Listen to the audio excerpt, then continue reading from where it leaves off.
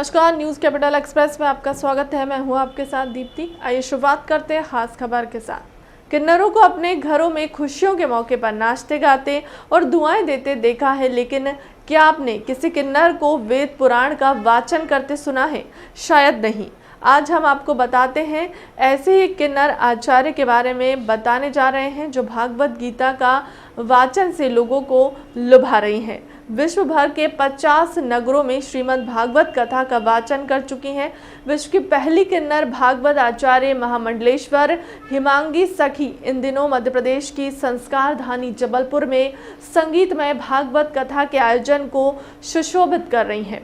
यह फैसला मौका पहला है जब कोई किन्नर संत भगवान कथा का वाचन करके संस्कार धानी में कर रही हो। जबलपुर के गुप्तेश्वर इलाके में हो रही इस संगीत में भागवत कथा में रोजाना बड़ी संख्या में भक्तों की भीड़ भी किन्नर संत को सुनने पहुंच रही है।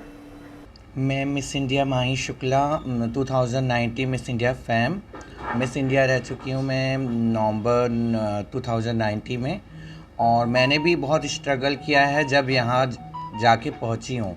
और मैंने कोविड में गरीबों की भी मदद की और गरीब भाइयों को चाहती हूँ, प्रेम से ही चाहती हूँ, उनको सैटरडे संडे खाना भी खिलाने जाती हूँ। और अभी भी कुछ ऐसा कोविड आएगा और मैं चाहती हूँ आए ना, और आए तो मैं आज भी खड़ी हूँ लोगों की कन्यादान करने के लिए और अच्छा करने के लिए। जैसे हमारी श्री श्री 108 मंडलेश्वर हिमांगी सखी ने पहली बार भागवत किया है। किन्नौर में कोई ने आज तक भागवत नहीं किया और इन्होंने वो बीड़ा अपने सर पर उठाया है। जैसे कि ऊपर से ऊपर वाले की कोई मर्जी से उन्होंने भागवत किया। और भागवत कहते हैं कि हर किसी को ये मौका नहीं मिलता।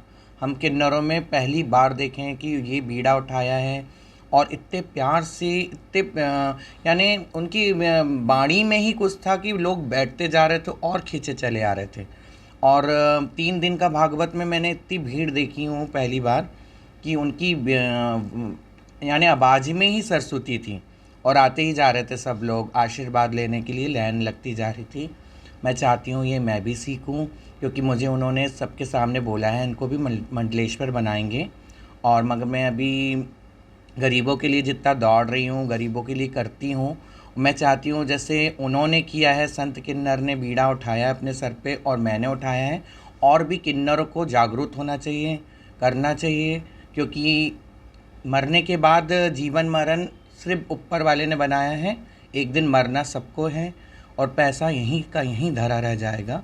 जो गरीब है उनकी मदद करो और जिनकी शादी नहीं हो रही उनकी कन्यादान के लिए दो, क्योंकि सब जात एक हैं और सब कोई एक है, मजहब भी एक है, सब कुछ एक है। जैसे तिरंगा में गाना बना था, जी हम जिएंगे हम मरेंगे है वतन तेरे लिए, क्योंकि चारों मजहब एक है। और जो भी अगर गरीब हो, चाहे वो कोई भी हो, सबकी मदद करो। और ये मत सोचो कि हमारा कुछ जा रहा है, ये सोचो कि अपन कुछ अच्छा कार्य कर रहे हैं और अपना जा रहा है तो ये नेकी में जा रहा है। महादेव जी ने गोपियों के पास गए, राधा रानी के पास गए, उन्हें कहा कि हे देवियों हे सखियों, मैं भी रास मंडल में प्रवेश करना चाहता हूं। तो गोपियां कहती है महादेव जी पहले तो आपको इस यमुना में स्नान करना पड़ेगा। तो महादेव जी बोले ठीक है मैं स्नान कर लेता हूँ। महादेव जी यमुना तट गए, यमुना जी में गए, 3 डुबकी लगाई, बाहर आए। सखियों ने उन्हें वस्त्र दिए, गोपी वस्त्र जिसे कहते हैं। वृंदावन के अंदर हर सखियां, अगर आप सखियों को देखेंगे तो गोपी ड्रेस पहना होता है सखियों ने, है ना।